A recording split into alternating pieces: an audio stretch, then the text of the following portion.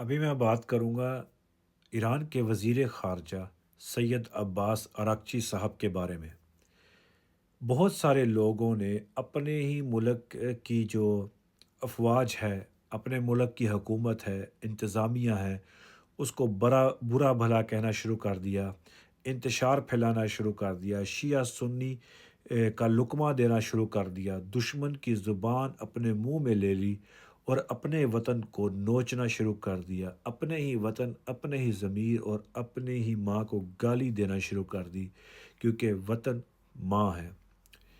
اب ان سب کو ڈوب کے مر جانا چاہیے۔ آج صبح جب میں اٹھتا ہوں نماز کے بعد، فجر کی نماز کے بعد، میں ٹویٹر پر جاتا ہوں، دیکھتا ہوں کہ سید عباس اراغچی صاحب ٹویٹ کرتے ہیں اور کہتے ہیں کہ اس مقدس دنوں میں اور اس بابرکت دنوں میں تہہ دل سے عوام پاکستان اور اور حکومت پاکستان کا شکریہ ادا کرتا ہوں کہ آپ نے مشکل وقت میں صہیونیوں اور امریکہ کے خلاف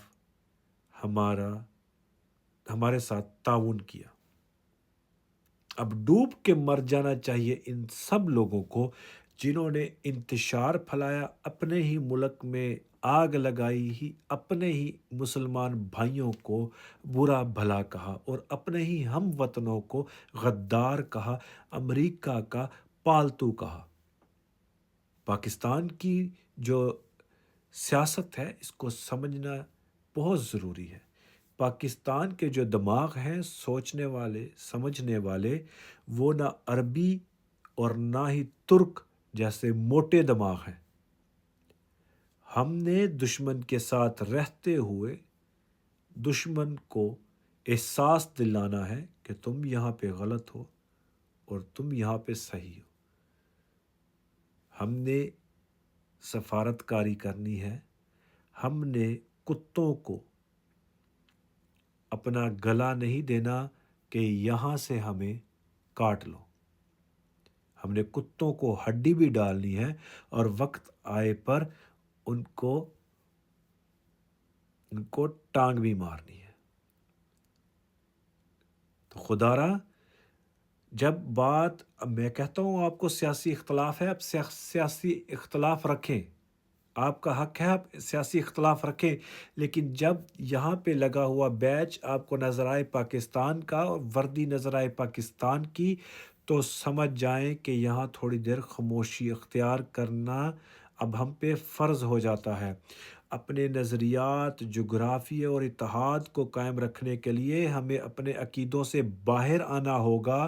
ہمیں ایک محب وطن پاکستانی بن کر سوچنا ہوگا، کیونکہ جو دشمن ہے وہ ہمیں بانٹ کر مار رہا ہے، اکیلا کر کے مار رہا ہے۔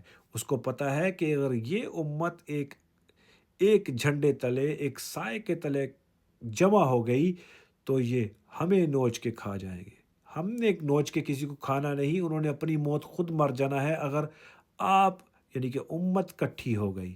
تو خدا را اپنے عقیدوں کو اپنے تک رکھیں، محبت بانٹیں، عزت سے آگے بڑھیں۔